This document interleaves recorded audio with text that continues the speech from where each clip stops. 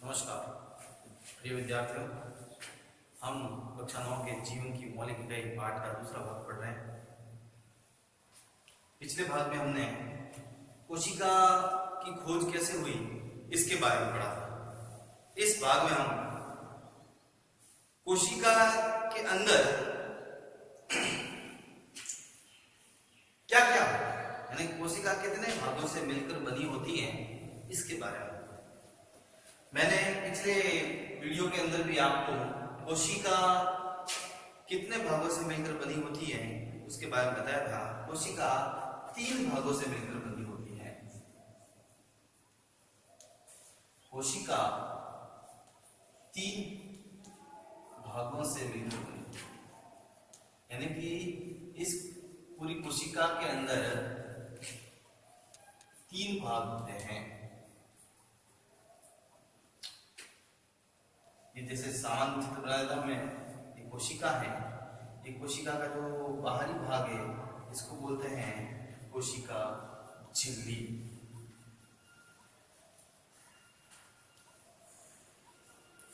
या फिर प्लाज्मा झिल्ली भी इसे कहा जाता है।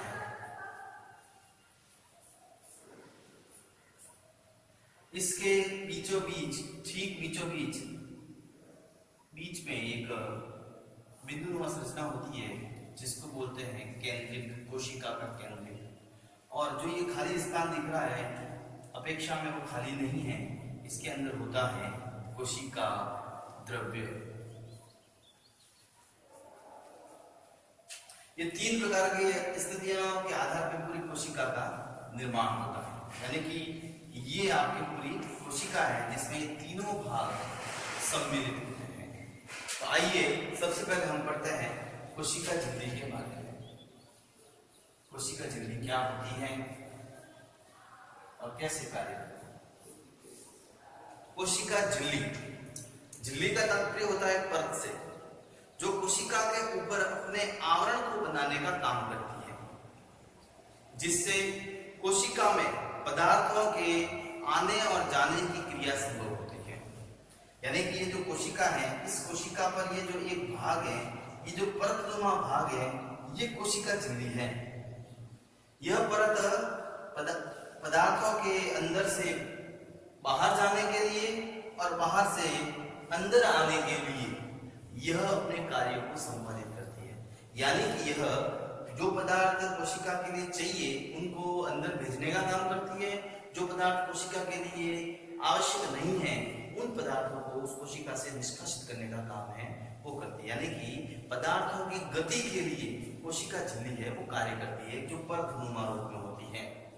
यह परतनुमा रूप में जो कोशिका झिल्ली होती है ये पदार्थों के आवागमन के लिए कार्य करती है, इसलिए इसको वर्णात्मक पारगम्य झिल्ली भी कहा जाता है। और पदार्थों का चयन करके पदार्थों को अंदर बाहर करने की प्रक्रिया करती है, इसलिए इसको चयनात्मक पारगम्य झिल्ली भी कहते हैं। क्योंकि वही पदार्थ कोशिका के अंदर से बाहर निकलेंगे जो कोशिका के लिए आवश्यक नहीं है, और वही पदार्थ अंदर जाएंगे जो कोशिका के लिए आवश्यक है। इसलिए यह पदार्थों का चयन करके अंदर बाहर करने की प्रक्रिया है वो करती है। इसलिए कोशिका झिल्ली जो है उसको वर्णात्मक पारगम्य झिल्ली यानी कि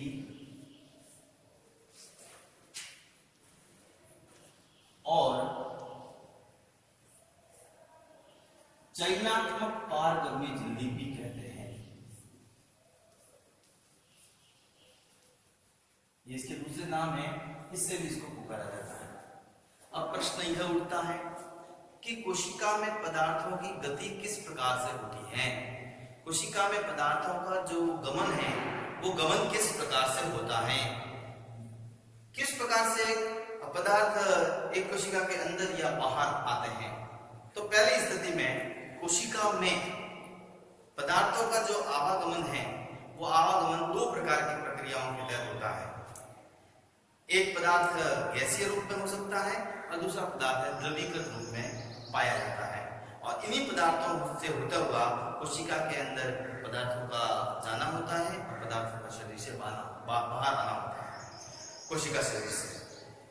अब सबसे पहले गैसों का किस प्रकार से पदार्थों की जो गति है कोशिका के अंदर होती है। गैसीय पदार्थ जो है, तो हमारे शरीर में, हमारा शरीर एक प्रकार का कोशिका से बना हुआ, तो प्रत्येक कोशिकाओं में गैसीय जो स्वरूप है, उस गैसीय स्वरूप में कोशिका किस प्रकार से आती और जाती है। तो गैस के रूप में हम प्राणवायु के रूप में ऑक्सीजन ग्रहण करते हैं और कार्बन डाइऑक्साइड को शरीर से बाहर निकालते हैं। ये कोशिकाओं के प्रत्येक भाग में जाकर पुनः वापस उसको बाहर निकालने की जो प्रक्रिया है, वो प्रक्रिया होती है, ये प्रक्रिया होती है जिस प्रक्रिया का नाम है, जिससे ये पूरी कंप्लीट होती है, उसका नाम है विसरण। पिछली कक्षाओं में और पिछले अध्याय में भी हमने इनको पढ़ा होगा। विसरण, विसरण जो होता है, ये गैसीय जो पदार्थ होते हैं, CO2 है, ऑक्सीजन है और भी बहुत सारे गैसीय पदार्थ जिनके आवागमन के लिए ये प्रक्रिया है वो कार्य करती है। विसरण क्या होता है, तो विसरण देखते हैं। विसरण का मतलब है पदार्थों के, जो गैसीय पदार्थ हैं, उन पदार्थों के अणु उच्च सांद्रता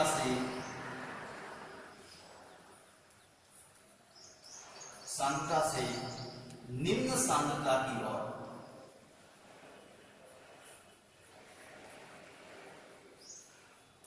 गमन करते हैं। वह प्रक्रिया विसरण कहलाती है। यानी कि जो गैसीय पदार्थ हैं, वह उच्च सांद्रता से निम्न सांद्रता की ओर जो गमन करते हैं, गमन करने की जो प्रक्रिया है वो विसरण कहलाती है। अब यहाँ कोशिका में किस प्रकार से गमन होगा, तो जैसे ये कोशिका है, इस कोशिका में मान लीजिए कार्बन डाइऑक्साइड की मात्रा कोशिका में धीरे धीरे बढ़ गई। कार्बन डाइऑक्साइड एक अनावश्यक पदार्थ है जिसको कोशिका से बाहर निकालना आवश्यक है।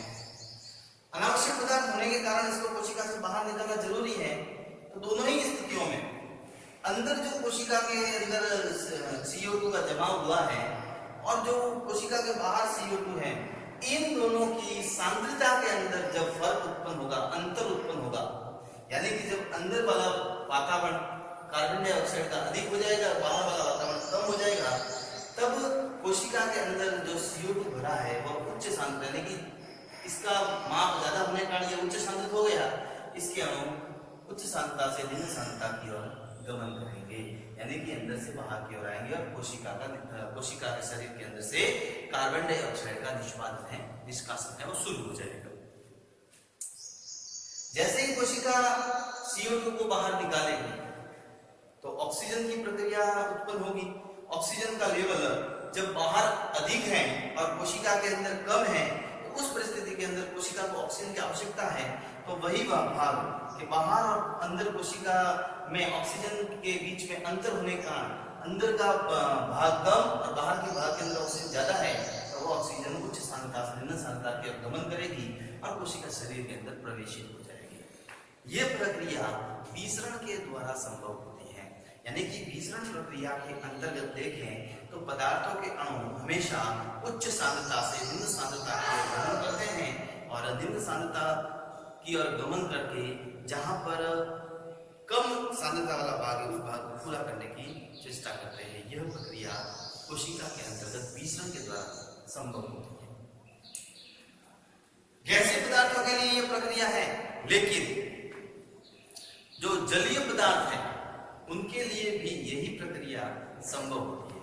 यानी कि जल के अणु भी पदार्थ के अनुरूप गति करते हैं और पदार्थ के अनुरूप जल के अणुओं की जो गति है वह भी कोशिका के अंदर संपन्न होती है। तो पदार्थ के अनुरूप जल के अणुओं की जो गति है वो परासरण कहलाती है। यानी कि दूसरा भाग है जो इस कोशिका के अंदर पदार्थों की गति के लिए निरूपित होता है। जल के अणुओं की गति, जल के अणुओं की गति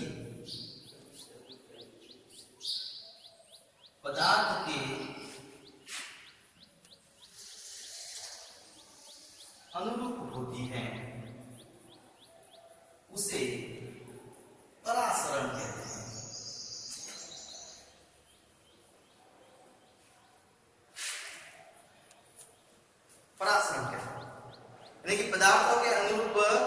गति है वो गति पूर्ण होती है। हम छोटा सा एक उदाहरण लेंगे कि परासरण की गतियां किस प्रकार से संपन्न होती हैं। जैसे छोटा सा उदाहरण है कि यदि हम किसी जंतु कोशिका या पादप कोशिका,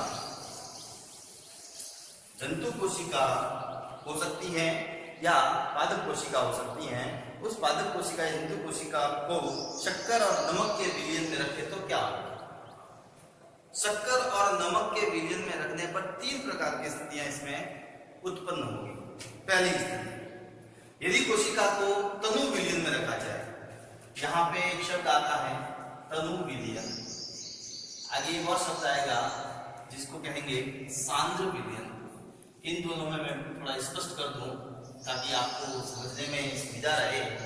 तनु और सांद्र का क्या अर्थ होता है? तनु और सांद्र, तनु का अर्थ होता है जिसमें जल की मात्रा अधिक हो, वह विलयन हमेशा तनु विलयन होगा, और जिसमें जल की मात्रा कम हो, वह विलयन हमेशा सांद्र विलयन कहलाएगा। यानी कि तनु विलयन, अगर हम तनु विलयन की बात करते हैं तो ऐसा विलयन जिसमें जल की मात्रा अधिक होगी और दूसरा पदार्थ है वो कम अवस्था के अंदर उसमें मौजूद होगा, वो तो होता है तनु विलयन। और ऐसा पदार्थ जिसमें जल की मात्रा कम है और दूसरे पदार्थ की मात्रा अधिक है, वह विलयन सांद्र विलयन होता है। तो तनु विलयन और सांद्र विलयन हमने कंसेप्ट क्लियर कर लिया है। तो अब हम आगे देखते हैं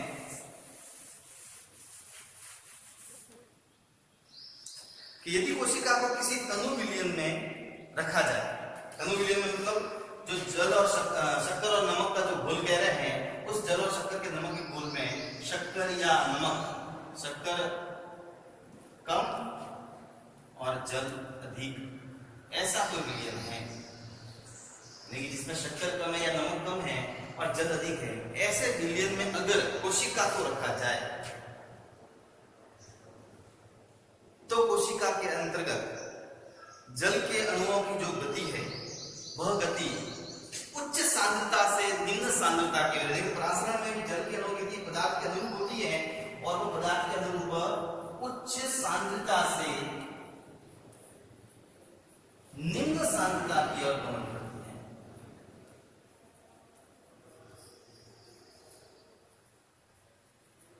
की ओर गमन करती है। उच्च सांद्रता से निम्न सांद्रता का मतलब जहां पर पदार्थ की मात्रा, जिस पदार्थ की मात्रा अधिक है वो भाग उच्च सांद्रित होगा, जिस पदार्थ की मात्रा कम है वो भाग कम सांद्रित होगा।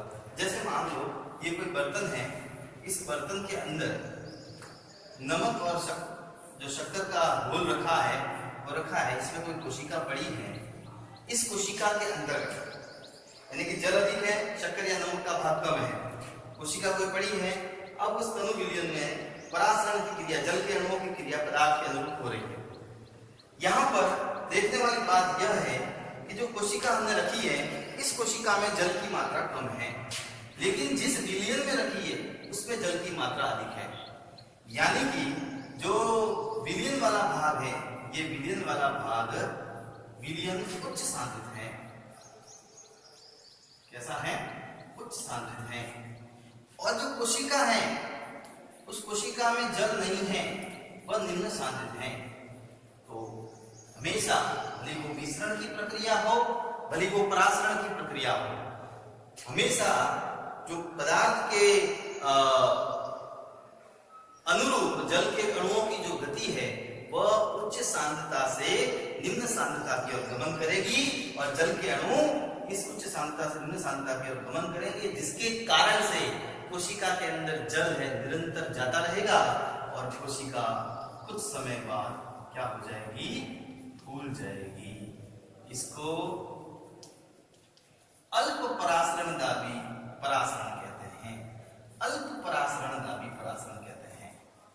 यानी कि जिस विलयन में हमने रखा उस विलयन में सांद्रता अधिक थी और कोशिका की सांद्रता कम थी, अतः जल के अणु उच्च सांद्रता से निम्न सांद्रता की ओर गमन किए।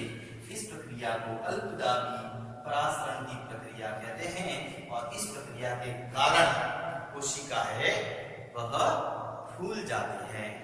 छोटा सा उदाहरण दूंगा मैं। हम घरों के अंदर किशमिश, सभी ने देखी है, किशमिश को हम कोई व्यंजन बनाने से पहले पानी के अंदर रखते हैं। जो पिचकी हुई होती है, पानी में रखने के बाद आधे घंटे पर बाद देखते हैं तो किशमिश फूल जाती है। या किसी खीर वगैरह बना रहे हैं तो उस गर्म भाग में हम डालते हैं, पिचकी हुई भाग को हम उसमें डालते हैं, कुछ समय बाद एक फूल जाती है। क्यों? क्योंकि किशमिश के अंदर का जो भाग है वो निम्न सांद्रित है, क्योंकि जल उसमें मौजूद नहीं है। और जैसे ही आप जल विलयन में डालते हैं या किसी अन्य विलयन में डालते हैं तो वहां का भाग उच्च सांद्रित है। वो उच्च सांद्रित भाग जल के जो अणु है निम्न सांद्रित भाग के गमन करते हैं, जिसके कारण से किशमिश की कोशिका है वो क्या हो जाती है? फूल जाती है। दूसरा, इसी के अंतर्गत हम दूसरा देखेंगे कि यदि कोशिका को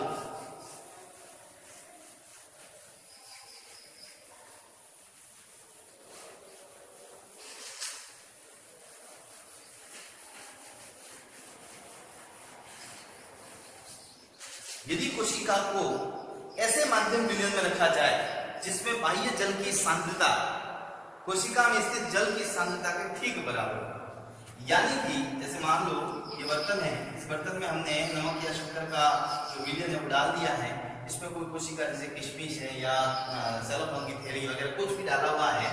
अब इसकी सांद्रता, अब नमक और शक्कर का जो विलयन की जो कोशिका इस दोनों के अंदर रखी गई है, इन दोनों की जो सांद्रता है वो सांद्रता बराबर है। यानी कि दोनों में जल की जो मात्रा है वह जल की मात्रा बराबर है। बराबर होने की परिस्थिति में इसमें से जल निकलेगा जरूर, लेकिन निकलने के बाद कुछ जल इसके द्वारा यहाँ प्रविष्ट हो जाएगा। यानी कि दोनों में बराबर मात्रा में जल के अणुओं की गति होगी और जल के अणुओं की गति बराबर मात्रा में होगी तो किसी प्रकार का इसमें परिवर्तन नहीं होगा। और परिवर्तन न होने के कारण ऐसा विलयन समपरासरी विलयन कहलाता है। और ऐसा परासरण समपरासरी परासरण है वो कहलाता है। अब हम तीसरी स्थिति लेते हैं। तीसरी स्थिति में विलयन है वो सांद्र है। मैं आगे सांद्र विलयन के बारे में बता चुका हूं। सांद्र का मतलब है इसमें जो विलयन है उसमें जल की मात्रा कम है। क्या है? कम है। जल की मात्रा कम है और जिसका विलयन बनाया है, लेकिन दूसरा पदार्थ जो भी है, शक्कर है, नमक है, इनकी मात्रा अधिक है। जब ऐसे विलयन में कोशिका डाली जाती है, जब ऐसे विलयन में कोशिका डाली जाती है तो यहाँ का भाग कम सांद्रित होता है, क्योंकि जल की मात्रा जो है वो कम है और कोशिका वाला भाग है वो अधिक सांद्रित है, क्योंकि कोशिका के अंदर जो जल के अणुओं की मात्रा है वो अधिक है। और इस परिस्थिति में जब जल के अणुओं की मात्रा कोशिका में अधिक है और जलीय विलयन में जो विलयन दिया हुआ नमक और शक्कर का, उसके अंदर जल की मात्रा कम है, तब जल के अणु अधिक सांद्रता से यानी कि उच्च सांद्रता से निम्न सांद्रता के गमन करेंगे और कोशिका से जो जल है वह निकलकर उस विलयन में आ जाएगा। कोशिका से निकलकर जो जल उस विलयन में आ जाएगा। विलयन में आ जाने के कारण कोशिका है वह कोशिका जो खुली हुई अवस्था में होती है वह पिचक जाती है। अतः ऐसा विलयन अति परासरणदायी विलयन कहलाता है, जिसमें कोशिका से जल निकलकर विलयन के अंदर प्रवेश हो जाता है। कोशिका से जल के अणु उच्च सांद्रता से निम्न सांद्रता की ओर गमन करते हैं। इस प्रकार का जो विलयन है वह अति परासरणदायी विलयन कहलाता है। और इस प्रकार की जो प्रक्रिया है, इस प्रकार का जो परासरण है वो अति परासरणदायी परासरण है वो कहलाता है।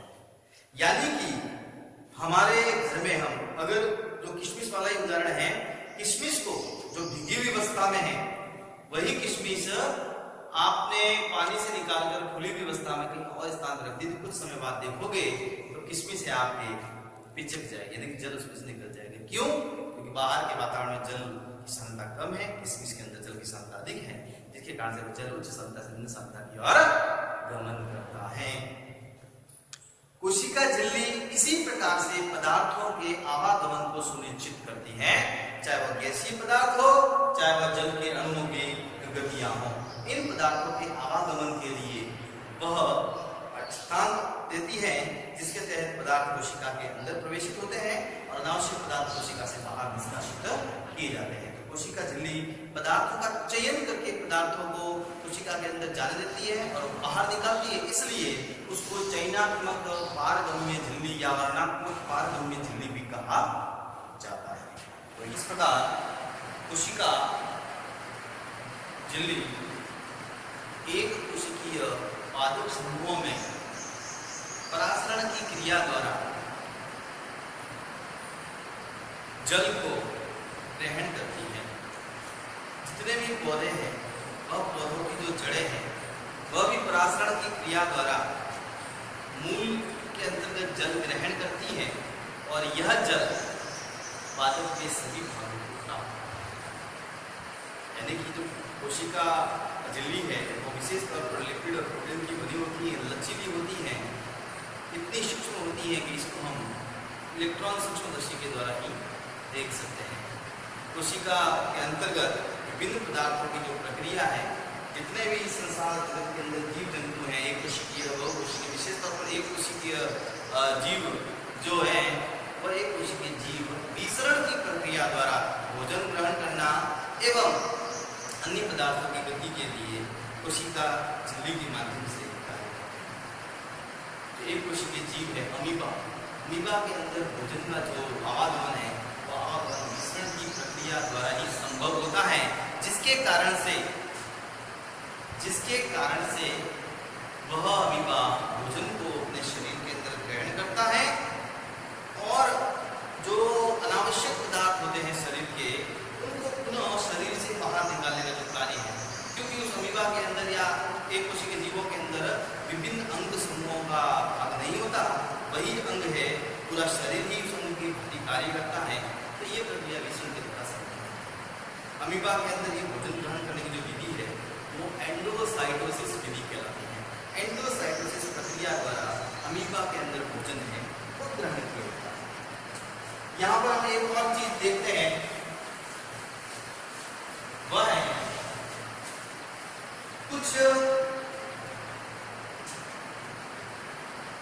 कुछ पदार्थ कोशिका के ऊपर, कोशिका झिल्ली बनी हुई होती है, उसी झिल्ली के ऊपर एक और आवरण होता है। यानी कि जो कोशिका झिल्ली जीव जो जंतु कोशिका है उसमें आप देखोगे तो ये कोशिका झिल्ली ही आपको दिखेगी, लेकिन एक और उसके ऊपर आवरण होता है। ये केवल पादप कोशिकाओं में पाया जाता है। इसको बोलते हैं कोशिका भित्ति। क्यों? इसका क्या कारण है? क्योंकि पादप समूह किसी भी प्रकार की परिस्थिति हो, उस परिस्थिति के अंदर वातावरण में दृढ़ता के साथ में, स्थिरता के साथ में खड़े रहते हैं। चाहे वर्षा हो, तूफान हो, बाढ़ जैसी समस्या हो, गर्मी हो, सर्दी हो, हर प्रकार के वातावरण को वह अपने अंदर संजोते हैं। उस वातावरण से लड़ने के लिए उनके अंतर्गत एक अतिरिक्त क्षमता और होती है, जिससे वो वातावरण के प्रति दृढ़ता के साथ में उस वातावरण का सामना कर सके। इसके लिए कोशिका झिल्ली के ऊपर एक और आवरण होता है जिसको कोशिका भित्ति कहा जाता है। कोशिका भित्ति का जो उसको दूसरे वातावरण से लड़ने के लिए क्षमताएं प्रदान करती हैं और दूसरे जीवों से अलग बनाती है। केवल पादप कोशिका में ही कोशिका भित्ति होती है, जंतु कोशिका